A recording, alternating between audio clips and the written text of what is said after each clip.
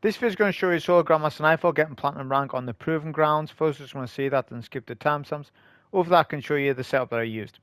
So this is going to be focusing more on somebody who wants to just solo this Grandmaster with an effective loadout, get the triumph for the Gilded Seal towards your Gilded Seal, and you can get platinum rank while doing it loot-wise.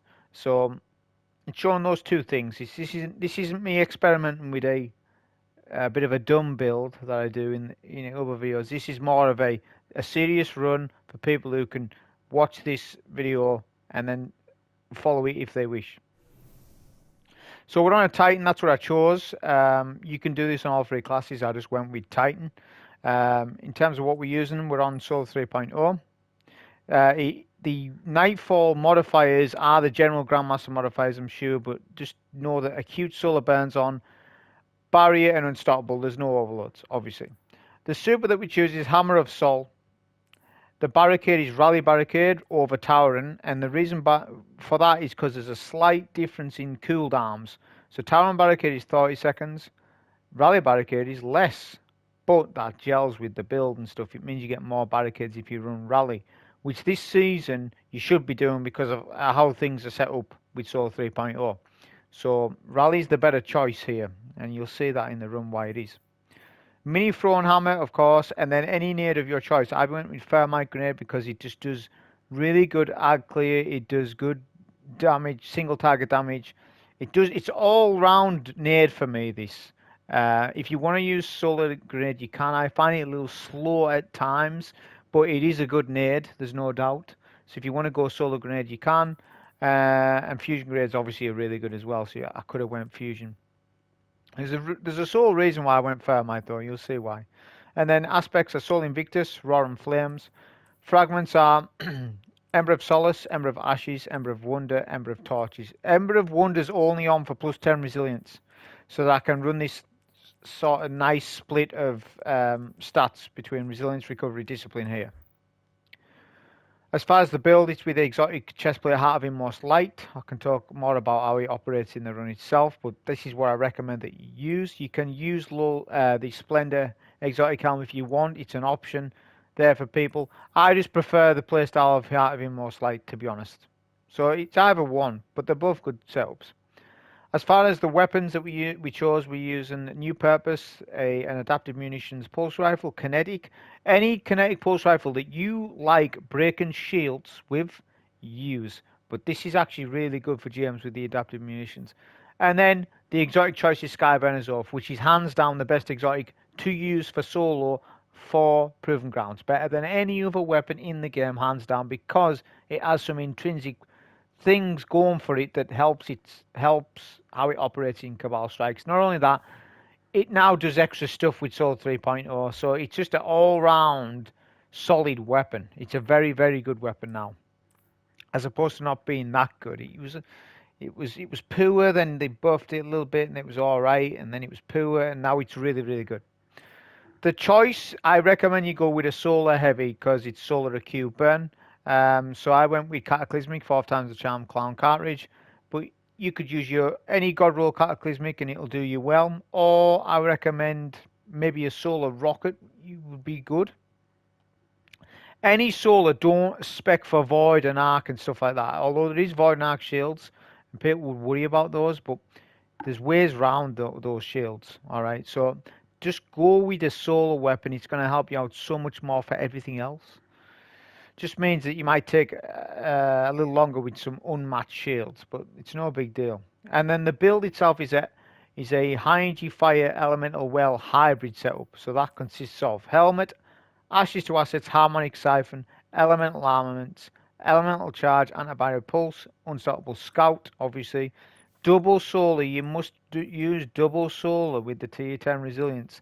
There's my high energy fire, as I said. Reap and Wellmaker just gives us some extra wells, so we're getting wells on top of wells, which does work with, so it works with any class, whatever element you go. Reap and Wellmaker is really good. And then Revitalize and Blast, Classy Restoration, which takes up your entire mark, which is why your stats will be a little bit less because you can't put a mod here.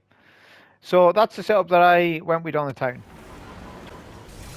So as we start the run, we're going to head to the right hand side. Generally people head to the left, but I prefer right hand side. due to basically being able to have easier access to the unstoppable. The only thing that's in your way with that is the turret. Take down the turret and you're pretty free to do damage here. You may get naded and stuff, but obviously you're going to lean into the playstyle of Heart of Inmost Light, spamming those barricades, which in turn means you're going to spam a lot of abilities. So I'm going to use my hammer from a range, my grenade, you'll see that. As there's a couple of things with the hammer, obviously it's known for its damage where you just spam it back to back on a single target, but sometimes you can't always do that. So you can use it in this playstyle where you keep getting hammers anyways, even though you're losing them. But when you lose a hammer, it actually explodes on the target and works like a secondary grenade. So your thrown hammer is dual purpose. It's not just a hammer. It's actually like a grenade because it'll explode. It'll sit on the floor next to a champ. You'll see me do that quite often, and it'll add to scorch and stuff like that. So if an enemy's, you know, igniting or scorching, sorry, I'm laying into them with SKYBURNER'S off. Then at some point that hammer will explode and it'll assist with damage and stuff like that. It's actually really nice. This is where we take out the first barrier.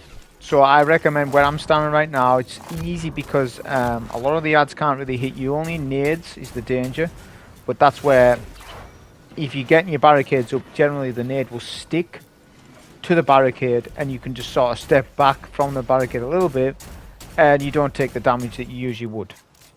Right? So, not always the case, but that's what generally you would do. As you can see now, we're just going to take out the ads because there's a couple of orange bars and stuff, and these become in the way as we progress. Because the further we get up this hill, that starts the next wave of ads, and then the next wave. There's one more wave. So you'll see it just as I get there, that spawns the next wave. But I've prepped the previous wave, meaning that there's less ads overall. Right? It just saves on time, just a little bit of things like that. I'm going to kill ads from this cliff area here as well. Pretty safe to do so. And now my next goal is to take out all ads apart from the unstoppable. Don't take the unstoppable just yet, because if you do, you will start the mini boss before you want to take the mini boss, because all turrets must be down, and take out all ads because they'll get in the way on the next phase, because the unstoppable is the trigger, not the ads. I mean, if there's tons of ads left, the ultra won't spawn in, but if there's like say 2 or 3 legionaries, then you kill the unstoppable, there'll be those legionaries still alive with the next phase. So it's just a little extra tip for you, I guess. So now we deal with the actual mini ultra, the major itself. Now this enemy does not have a stomp mechanic. I'm sure loads of people are aware of this, have been taking advantage of it, and it's quite funny that he doesn't, but I'm not going to use that at all because I just want to show off the setup more and just to show you how you actually fight this guy properly, because there may be a time when you actually do give him a stomp, right? So basically a good place to do damage. So our next goal is to take out all enemies and the unstoppable, of course. So we're dealing with each thing at a time so that we're not getting overwhelmed, because Cabal are slow to fight against, like they're not too dangerous, but what they are good with is grenades. Acute solar burns on, right? So you can't get one shot. If you're tier 10 resilience with double solar resist, you won't get one shot off a nade, but if 2 nades come at you, you will die to those. And that could be quite common if there's a lot of legionaries, especially if there's a couple. You're going to get more nades at you, right? So you want to reduce risk. That's your goal. So this is the place I was on about where you can stand. Now I'm not going to even use any heavy on this. I'm just going to scorch the boss with SKYBURNER'S off, which requires hip fire, not ADS. See, it has 2 different functions. The ADS is doesn't scorch the enemy, whereas the hip fire does. The downside to that is you're not getting the crit damage, but you're building up towards an ignition. When you get that ignition, you'll get that extra damage, which will stack and synergize with all your abilities, like your grenade, your throwing hammer, and all that stuff. So yeah, you can build up towards your next ignition. Now we'll get the next set of adds. The boss obviously is now immune and behind that Cabal shield. This is where SKYBURNER'S will come in, where we'll be able to shoot through that and make the whole thing really easy. There's no other gun, I believe, that can do this. For Proving Grounds, there's no other gun that can actually shoot through the shield like this, which makes the whole thing so much easier, especially for the boss fight.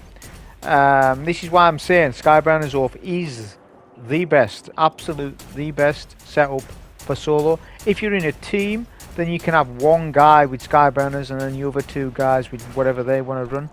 But just having one guy with it on would help teams so much, because they wouldn't need to push in those Cabal shields at the boss fight and stuff. So you could just take everything from a distance because of one guy with SKYBURNER'S.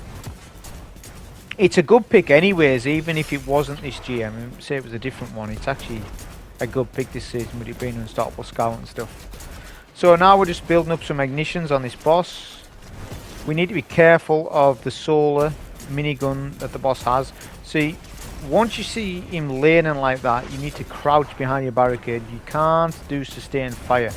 If you can as well, find a good angle. You can find some good angles where you can shoot the boss and the boss can't hit you. Sort of head glitch the boss. But as you can see, for the most part, it's simple to take out the Ultra. As I said, you can go around the route of just going up close to the boss won't stomp you, so you can melee him, or you could just hip fire your SKYBURNER'S, but that's so long, it's such a slow method, it takes forever. So I prefer not to do that, because it's tedious doing it, and he is tanky. So I prefer just to do what I just done there. Right, so each their own. If you want to melee him and do all that stuff, or just hip fire SKYBURNER'S, make sure you're right on top of that boss though, because if you are 2-3 meters away, the boss will be in the minigun mode rather than trying to stomp you. Obviously he doesn't stomp, but instead he'll just sort of walk around. But that's the first section dealt with, which is pretty simple. That's the easiest part of the run. It gets harder from here, which I can talk a lot about. The inconsistencies with this Grandmaster as a whole, that's the main reason why it's difficult. In previous seasons this GM has been harder than what it is now, but right now what I'm going to do is try and aim to clear at least 1 or 2 snipers. I just opted for 1, because what you need to realize is if you go down, drop down like that, if both snipers are aggroed on you and you get a clean shot on both, that's fine, do it. But if one of them isn't aggroed, just go for the one sniper, because you're timed. As soon as you drop down, those vehicles are spawning, the tanks spawn out the vehicle bays. That gives you like 5 to 10 seconds to do a little bit of damage to snipers or whatever. Then you come back up this hatch. So you saw the jump that I made. It was a single jump on that little platform, whatever it was, that like guard thing. Just a single hop on there, you'll then auto grab that. Then you jump up. That's the movement, because then we're going to come up here and then clear the vehicles. The vehicles are nasty in this, and they will one-shot you. If they hit you, direct hit, it's a one-shot. Whether you're tier 10 resilience, does not matter. These vehicles are very accurate as well sometimes, so it seems. Now you can either do what I'm doing now, or you can fight them from below and fight underneath the shield blasts. There's 2 main shield blasts, left and right. There's a gap underneath each one of them. You can just shoot under there on the vehicles. The only problem with that is you're going to have all the ads fighting you while you do that. So you can't always do constant damage to these vehicles when there's a lot of phalanxes and ads alive, because they're going to nade you. So I'm just showing you an easier way of doing it. Once you clear out the 2 front vehicles, you can then you can then work the room, because this is what this is all about. It's working the room to your advantage, because this room can be as hard as you want, or as easy as you want, or make it easier for you. Another thing to note is that there's match game shields that are random, so you can get 2 solar shields. I'm on about the VIP targets now. That's what I'm on about, the VIP ultras. There can be 2 solar, there can be 1 solar, 1 arc, there can be one arc, one scion, one solar, one scion, all these different rotations. Ideally, the scion's not bad because there's no match game shield to bother with. In my opinion, the worst rotation is getting the arc shield. Because as I've said at the start of the video, don't spec for arc. Just for this one shield, you're losing so much damage in the entire GM just because of a one arc shield if you're going to put on like Tarantula or an arc rocket. So don't spec for arc. This is where your super will come in. So I bursted down the shield with my weapons as much as I could until it was to the point where this arc shield was being dangerous. Then I pop a super. If I can get that shield down 70-80%, the super will do the rest. But if I pop a super when the arc shield is at maximum, what you need to realise is, yeah, you'll take the shield down still, but by the time you took that shield down, you'll have barely any hammers left to do actual damage. And if that happens, this arc shield will back up behind the barriers and you'll have to take the arc shield again, which means you're going to have to waste ammo, you're going to have to waste time, and heavy, precious heavy, right? Because we haven't got ammo finders on because of what's going on with ammo in the game right now. It's just weird. I thought it was just scavenger that's weird, but ammo finders seem to be playing up now, specifically to linear fusion, not to any other ammo. So if you still run on like rockets, still run rocket ammo finder and stuff like that. Sword seems to be working alright. It's just linear this season, so that's why I'm not using ammo finders for the very first time. I know I always bang on about using ammo finders, but it's in your it goes against you if you use any type of ammo finder or scavenger perk for linears. So I just don't bother with the entire thing and go with like ashes to assets. So I get increased regen on grenade kills, which will happen quite a bit, and Harmonic Siphon, which matching a solar weapon kill to my subclass. So Skyburner's Orb will make me orbs. So they were just little extra things on top, which is actually handy to have because I generally don't run that stuff. Because I have to run ammo finders in this. I generally like double ammo finder on stuff because I'm an ammo person. I'm not so much a build, like a super build craft person, because build crafting in this game works more for mid-game content. Definitely low-end content. The weaker the enemies are, the better builds are generally. There are some outliers with that though. There's some builds where the tankier the target, the better the build, like Controverse Hold with Voidwalker. That build loves ultras and stuff because you get your grenade back and stuff like that. There's a couple of builds, as I say, like right now with what I'm using now, Heart of Inmost Light. This build works on low end stuff, middle game stuff, and then high end stuff, so it works everywhere in the game. Heart of Inmost Light. It is my most used Titan exotic at the minute, has been for probably 12 months. Apart from Curious of the Fallen Star, which I use when I'm playing on Thunder Crash, mainly this is what I'm using. Because if I'm playing on Sentinel, it's amazing. If I'm playing on Sunbreaker, it's amazing.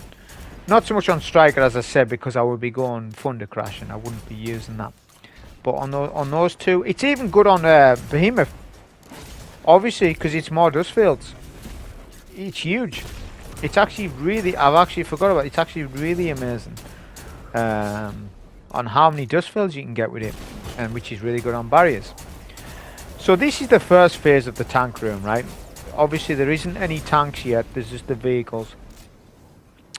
What you need to understand is there's a couple of spawns on this first phase, right? So you get a dog wave after so long. It's based on a timer, so if you take long with the barriers, you may get the dogs when you're mid dealing with barriers. If you need to be acute to listening to your audio cues, if you start hearing dogs and you're about to break a barrier shield, you need to disengage with that barrier and kill the dogs, because they will kill you fast. 2 or 3 bites and you're dead. So it's a case of, yeah, you might have spent ammo or you might have spent a bit of time on that barrier, but you're going to have to disengage, because it's either that or you wipe and you've wasted 20 minutes and you've got to start again. So what would you rather do?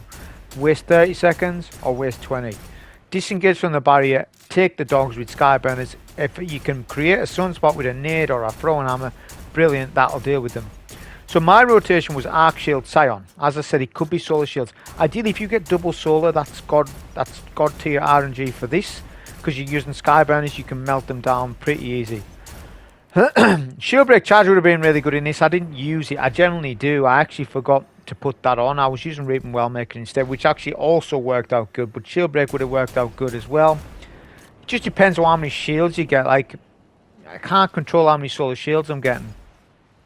I do get one other solar shield later on, but that's RNG as well. So once the last ad is cleared, that then starts phase 2, which is very difficult. So I'm going to take my chances and use a hammer on left side, right? Now that could have went two ways because it's another VIP target. Now if that was a solar shield, that super that I just done there would have taken care of that VIP, but it was a void.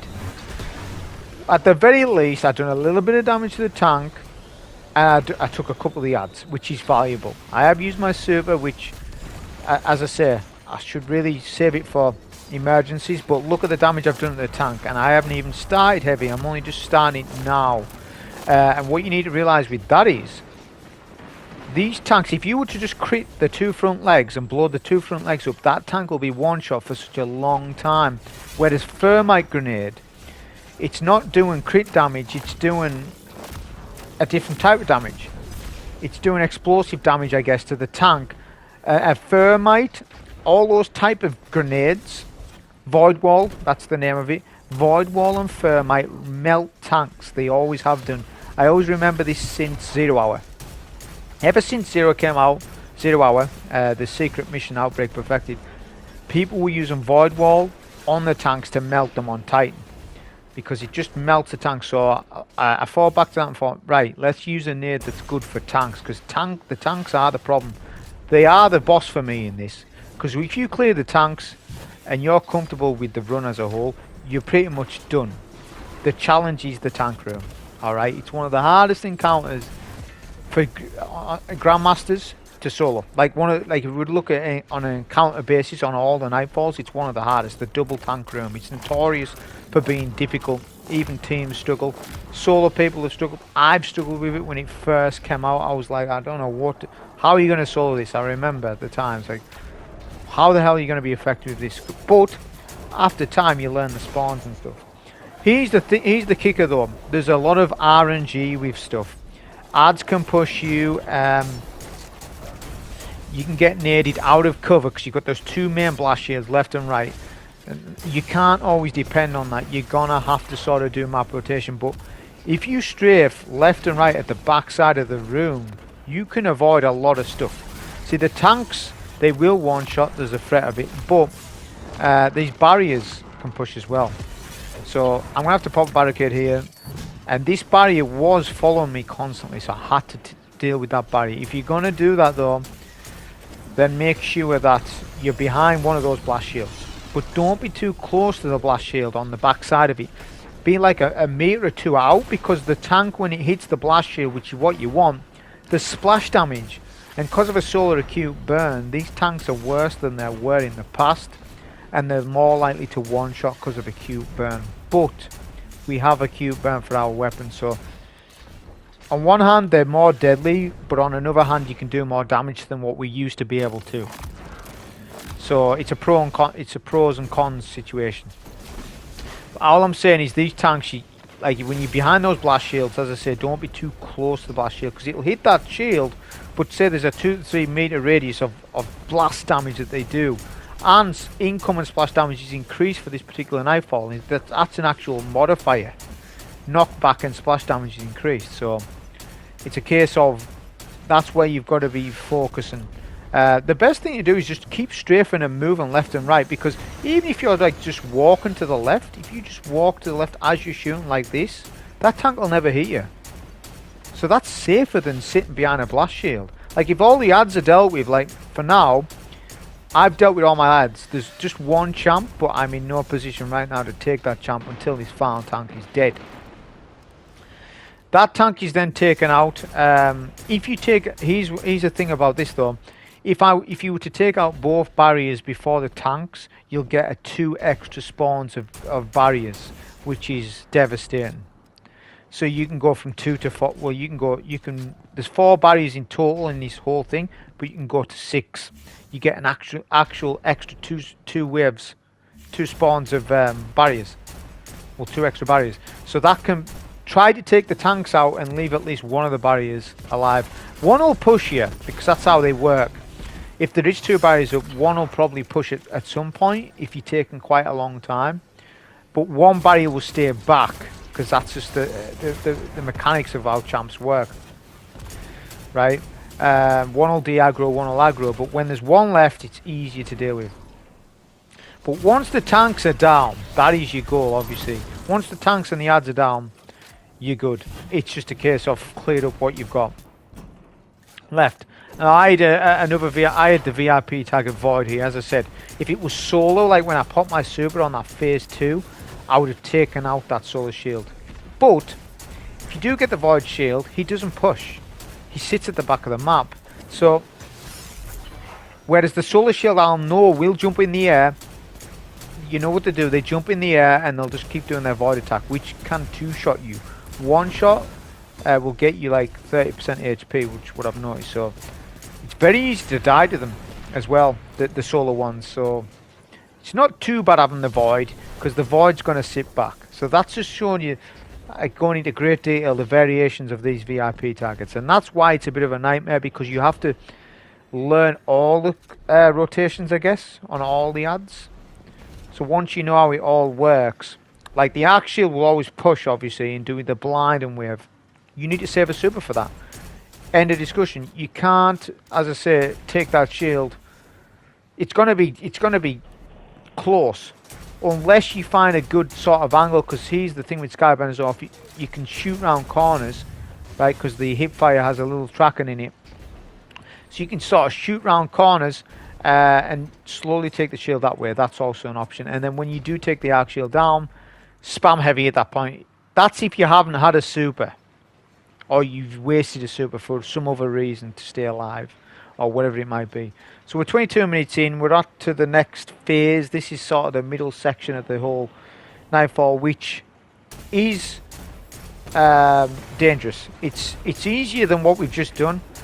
Far easier, because you're just dealing with it as it comes to you. But the problem with it is that these rocks, this gravel area, right? Because obviously it's a moving tank, and what the mechanic is that the moving tank is spitting up gravel everywhere, because you need the base of the tank, right?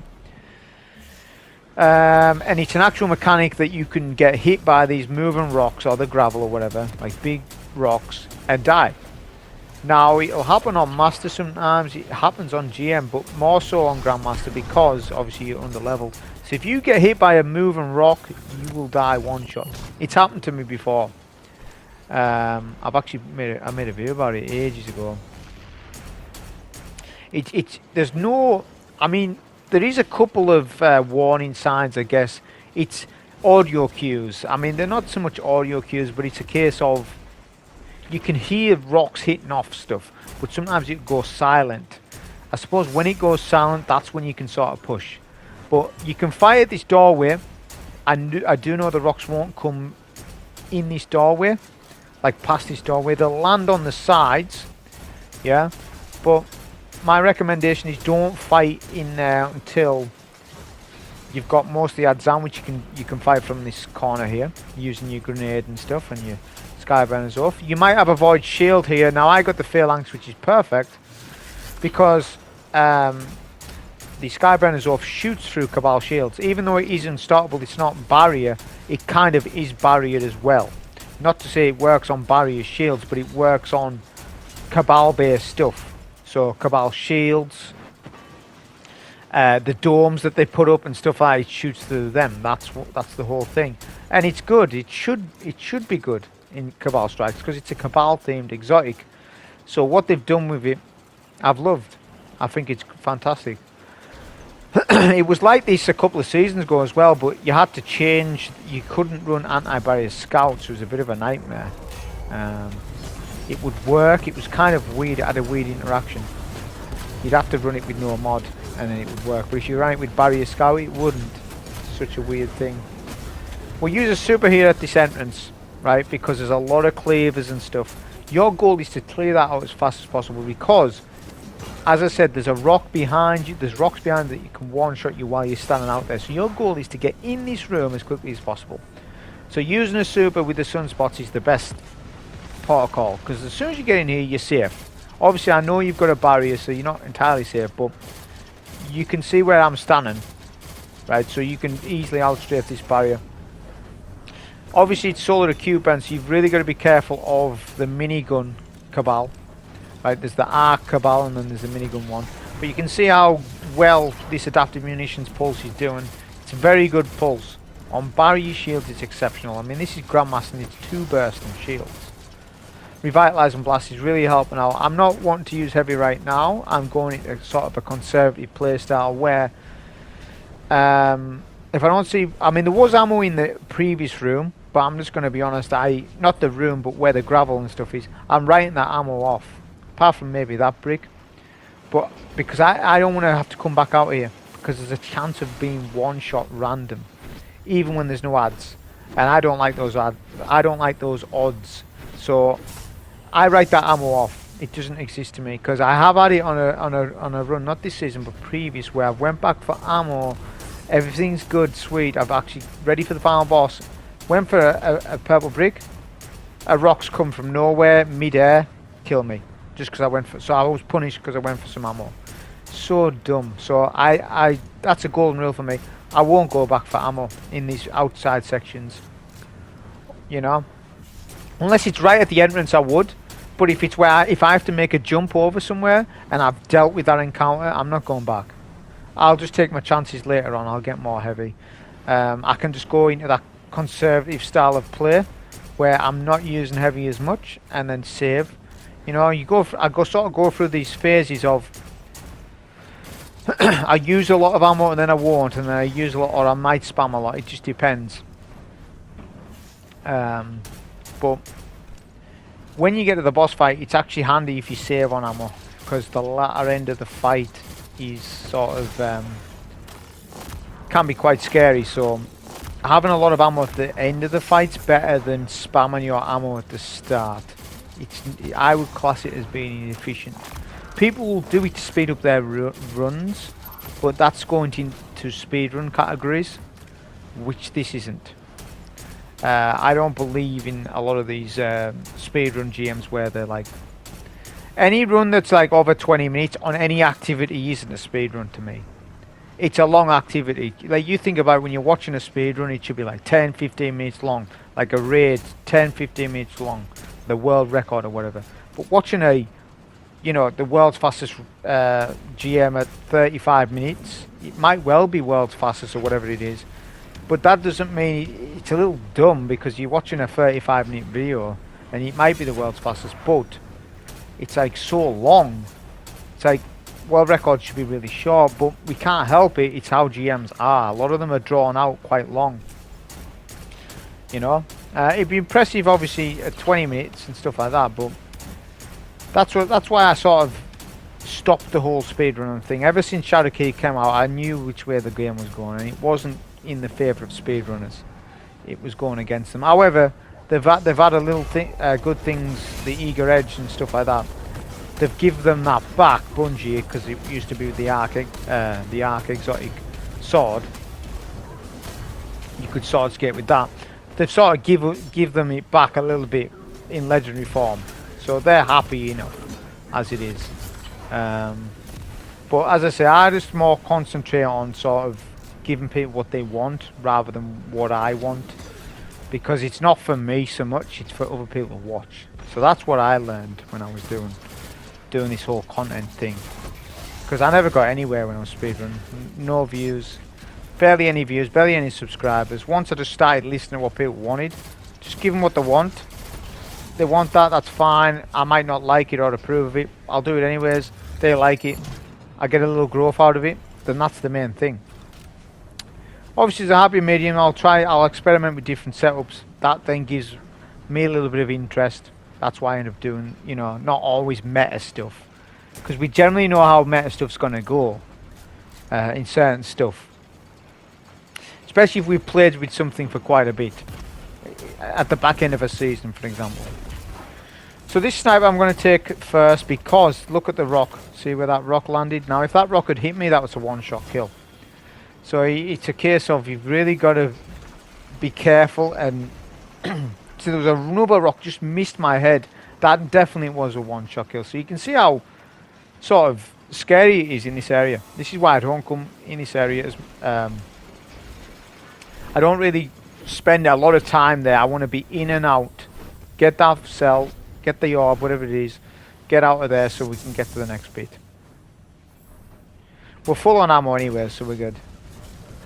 So this spawn, if you do have a super, I recommend that you use it because you're going to get your super back anyways, so it's well worth just to use it. Because it's the same as a battlegrounds activity. When you rally to the thing, it's not a flag, but it's something similar. You get full ability energy back. So if you've got a super right now, use it. Not on champs per se, because Hammer Assault isn't designed for champs, but it's good on ads. It really is good on ads since the updates with the Soul 3.0 and stuff. This Unstoppable likes to push. I'm not taking any chances. I'm actually going to take advantage of Revitalize and Blast. When that champ retreated, I stopped him at that entrance and doing additional damage to other stuff in there. Because there's a lot of orange bars and they can melt fast. Even just one up close. So you've got to, as I say, you can use that champ to your advantage if you like. Because these orange bars won't push. They'll only push when you break a shield. Right, that's their mechanic. Once you aggro on a champ, they sort of defend that champ. Right, that's the sort of mechanic behind it. So that they're pressuring you while you're trying to get a shield break. Or if the champ's low. It's based on their HP. It's kind of funny how it all works. Whereas if that champ's full HP, the orange bars are de-aggroed and they won't aggro until you aggro the champ. Once you learn that with all the Grandmasters, you know how to play it. That's the best tip I can give you regarding champs. Is expect enemies to push you while you've stunned any champ. Especially if there's a lot up. If there's only a couple, they won't. They'll hide, like this Phalanx. Hide. It doesn't want to push me because there's barely any ads alive. So any ammo, make sure you pick up. Obviously, I'm just about full. I mean, there was some ammo where the gravel area is. But I'm not going there for just 2 shots. At a chance of getting killed, I'm not going. So I'm fine. So that's basically everything up into the boss fight. If you get to the boss fight, it's a done deal. You shouldn't really wipe at the boss fight, especially this season with Classic Restoration, providing that you're using it and stuff. If you're not using it, there's a higher risk, obviously, you would die. But with this build, you shouldn't die. Especially with SKYBURNER'S, if you can take everything pretty comfortable. So, the first thing you want to do is rally to this Rite of Proving or whatever it is. The boss will spawn out and do its instant solar attack. You need to be beelining it for this hallway area, right? As soon as possible to... That's your form of defense from that solar attack. This is not entirely safe, but it's a safer zone than out there, right? Then, just damage the boss a little bit. If you damage the boss too much, you'll get him to do his solar attack right away, which isn't ideal, because then you're just making things harder for you, because you'll have a spawn of enemies. There's not a lot of enemies, granted, but there's enough to kill you, like pretty fast, especially if the boss hits you. The boss can do 60-70% HP to you alone. Combine that with a grenade off an enemy, that's you dead. So it's all a risk. But notice the boss isn't doing his solar wave attack because I haven't initiated that next phase. I'm holding out, so I'm focusing ads. Because if I was to do a little bit more damage, it would start doing that solar wave attack. Now, once he starts that, that's when you've got to start doing your rotation through this area here. We'll do a super. I'll explain what I mean. Through the hallway. Hammers is going to do a lot of damage. I could have used it on the ads. Notice why I didn't, though. I didn't really need to, because I took that phase slower. Whereas if I did do a bit of damage to the boss, then look, he's starting to do it now, then I would maybe need the super to clear the ads or help out. But I'd rather use the super for damage. On this first phase, it's relaxed. There's obviously 3 main phases. First phase is relaxed, right? Second phase is a little more hectic, and then phase 3, at the very end, the boss changes each phase. So phase 1 and 2, this boss will just hang out at the back unless you've aggroed the boss where you've went behind him and stuff. That will then change the boss to sort of chase you and stuff and do all that. That's what you don't want to do. But if you just play from back here, right, and use sort of head glitch the boss, it's not head glitching, so to speak. It's more so shooting the boss, hitting the boss when the boss can't hit you because he's hitting the floor in front of you. Right, that's just smart positioning. That's no cheese or exploit. We've had stuff like that in it. You have that with everything in the game in PvE. It's not a perfect game. It's not a perfect game, obviously. The AI isn't super smart to the point where, oh, I keep hitting the floor, let me move to where the Guardian is.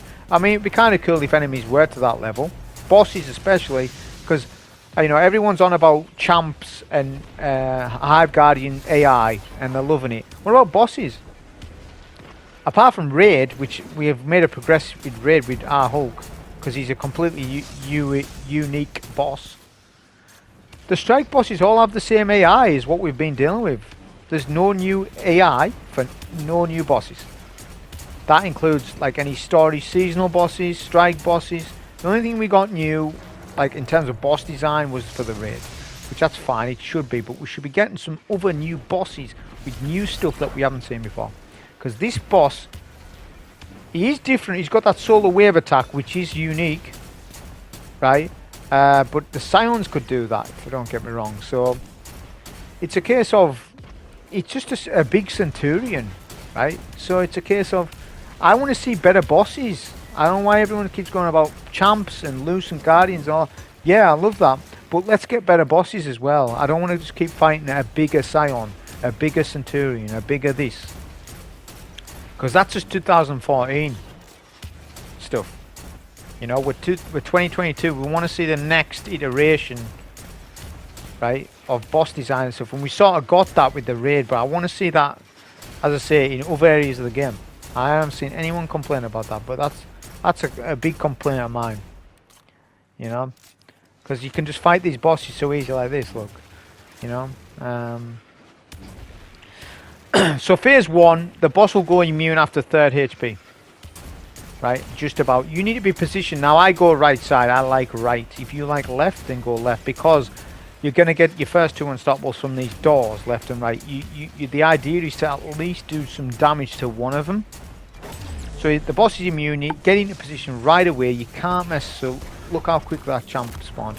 The boss will do a solar flare attack as you're sort of doing damage, but notice the position and the solar stuff was hitting the top of that ledge rather than hitting me. So I didn't one cycle champ because I haven't got any damage bonus on Cataclysmic, but it's done really well with the 4th times the charm and stuff, because on the tanks and stuff. But the point is, this is where you can now stand, right? So this is dealing with the unstoppables safely while the solar stuff's going on. So that's that done. See how easy that was, just because I was in the right spot. If I wasn't in the right spot, that whole thing would go differently to what it was. You know, I could get booped into a wall by an unstoppable, caught off guard. This hallway as well, which I haven't explained too much about, it goes on fire every now and then. If you can jump right across, especially on a Titan, and not touch any of the floor.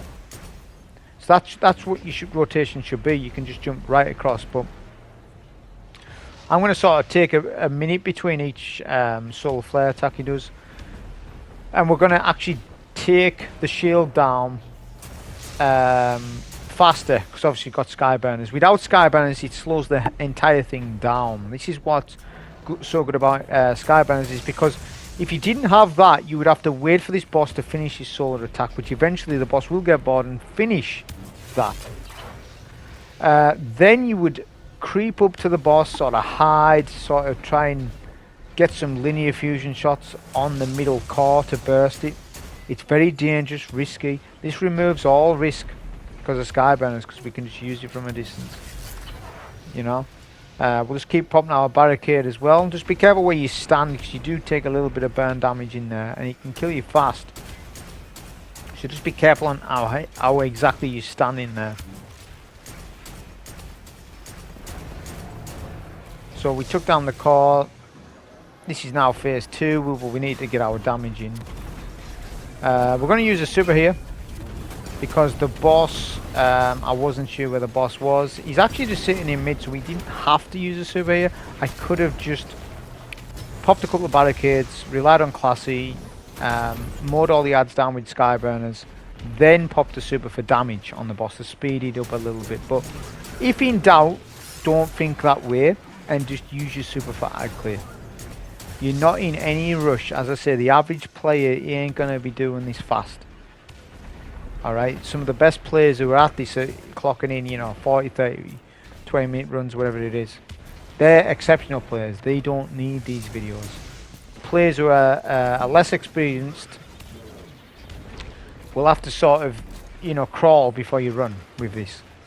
You know, so if in doubt, use a super because it does deal with all the adds safely. And once it's just you and the boss, you're back to being safe again for the most part.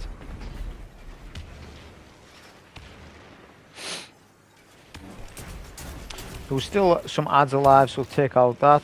Just make sure that you're aware of that. I like to do a nade as the boss does his solar effect.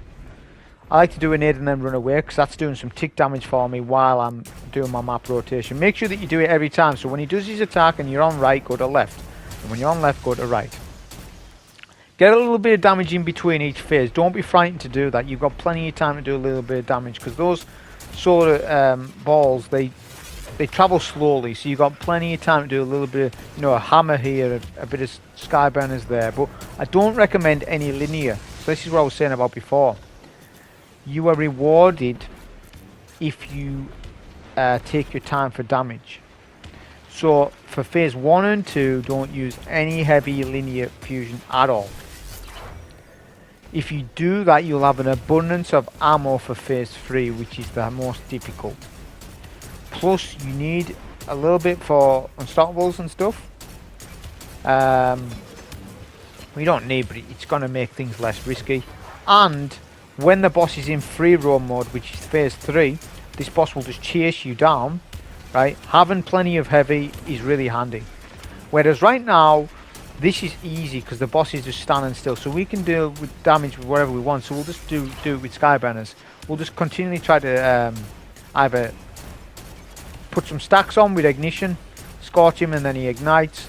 Do a couple of hammers and stuff, you know, do that, and then, as I say, you'll still have plenty of ammo, and you'll get some bricks. More than likely, you'll get at least 1 or 2 bricks off the adds, so that you're gonna have like 25, 30 shots for phase 3, which is decent because this boss is tanky, and it'll make it safer for phase 3 because that's where you can get you wipes. This boss teleports. Little buggy, glitchy, and the less time you spend on phase 3, the better. The longer you're going on with it, the more chance he is that the boss might spawn on top of you and stomp you, and it could be devastating to your run. So that's why I don't like to mess about on phase 3. Phase 2 and 1, this boss is not going to teleport. Boss will just stay in mid, providing that you stay at the back side of the map. Don't aggro the boss by going behind him. There's no need to go down there anyways until a key moment, which we'll come to. So the same thing, the boss will go immune at a third. You need to be in position, right, as soon as that happens. I was just doing some recording here, making sure that my recording's working. That's all I was doing there. But as I said, I like right side, so I'm gonna deal with. I'm gonna make sure the boss is immune when I'm standing on right to get some damage into this unstoppable right away. The boss will then put up a shield in mid. Now here's a key thing about this. As I said about skyburners, it shoots through Cabal shields. The domes that they put up.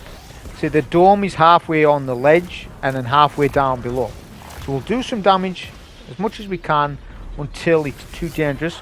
Don't overcommit to damage there because that can wipe you. If you feel as though the solar flares are going to track you and kill you. You come back in here, then you can do damage to these unstoppables. Now generally you can't stand in here. The strat would be to go down the back end of the map and do it that way. If you haven't got skyburners on, because we got skyburners on, we can just shoot through this dome, pop our barricades. That's why tier 10 resilience is so important, because it's giving you more barricades, and you've got rally barricade on as opposed to Tauren. Tauren's a longer cooldown, and it all adds up with Heart of Inmost Light, because that's multiplying your buff of your ability regen. So the better you regen for your barricade, the better it's going to work with Heart of Inmost Light. I'm basically going to get as many barricades as I want. When restoration's up, I'm just about getting my next barricade back, so it's almost infinite. It pretty much is infinite restoration, because these champs are going to do damage to us, massive scorch damage to us. So we need to take the time. We can't use heavy in here. The heavy won't shoot through the shield. Only Skyburners, which is why I'm using only Skyburners here, which is fine anyways, because I can use plenty of heavy on phase 3.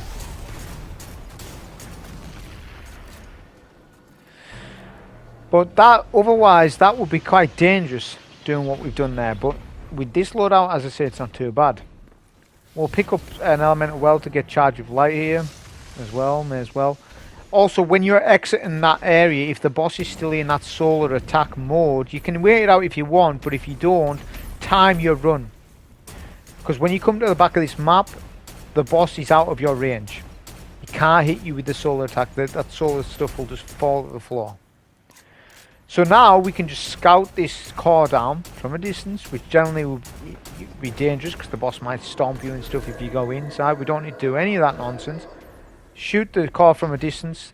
Then as soon as you've shot it down, you need to get to your sort of semi-safe area. Do a super as well. I highly recommend. This is a time when you definitely want a super. And just clear out the ads. Try and clear out as many as you can with the super. Because the boss will now chase you down. So it's in free roam mode. So it's a case of you need to be careful where that boss is. It's a case of rotating between left and right. And coming in the tunnel when you need. Pop your plenty of your barricades, stuff like that. But if you ever engage with the boss, don't engage too long, because the boss can two-shot you pretty fast. Won't one-shot you, because it's doing void. Right? But that blast attack, because its splash damage is increased, that void blaster gun, wherever it's got, that's classed as splash damage when it hits the floor near you. So it's deadly. You don't want to mess about with it. We took out the 2 last ads, and then once you've done that, I mean, you pretty much are done deal, but there is a risk still you could die. The boss could teleport on top of you. So at this point, you're just rotating between left and right, doing a little bit of damage. If you're lucky, sometimes the boss will switch off and just spam a certain area and you can lay into them. That happened to me last season. It hasn't happened to me this time. Eventually I would imagine the boss does get bored on this phase and won't continually chase you. But if you're clearing it in, you know, let's say what, 5 minutes or whatever from being on that phase, then you're going to be in the point where that boss is just chasing you down constantly. You've really got to be vigilant. I know it's just you and the boss, but there's a chance of a stomp off the boss. I do know that the boss can teleport, generally not so much in middle. I've noticed it's left or right in the corners, right?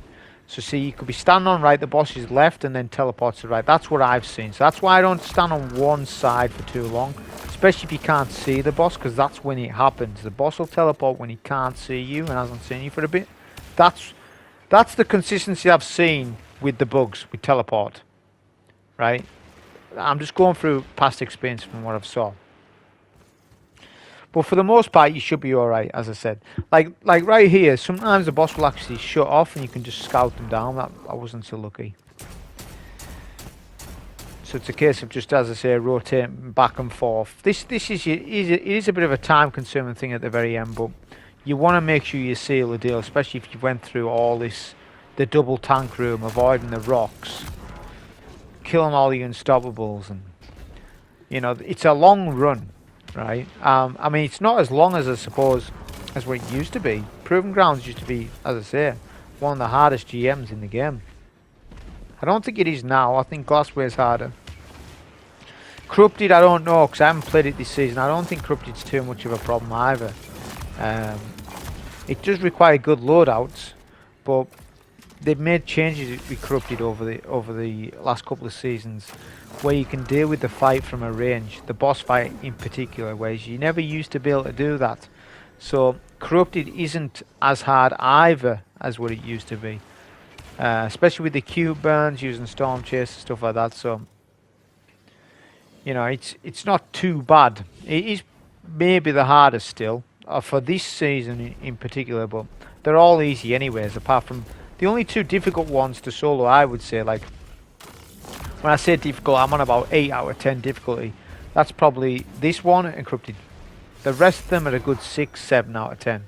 But for newer players, it won't be like that. They've got a lot of time to practice and play, right? If you just new at starting this, it's going to take you time. A lot of people you watch on YouTube and stuff, they have years of practice. They didn't just log on the game and get good like one season, right? They've practiced at solo stuff for a long time. All the elite players you watch, so it'll be easier to them because that's what they used to. But people who aren't soloing this stuff, or they've just started because of all the recent things with solo floors, emblems and stuff that we never used to have, we do now have, so more people are into it more than they used to be. So yeah, it just depends on how much practice you've had with solo stuff in general, not just whatever you're doing. The boss is literally one shot, so we're just, as I say, using our last of our heavy. The boss is one shot. But see how, because I've saved on so much ammo and only used it when I've really needed to, now I have an abundance of heavy. I've spammed a lot of shots, missed a couple of crits, which you can do. It can happen because you're just a little nervous that the boss might hit you, you know, and stuff like that. So, because obviously he's in that free roam, and if he teleports, there's always a risk of that. Bit of anxious with that. But that was the solo GM on Proven Grounds. I hope you enjoy. Thank you.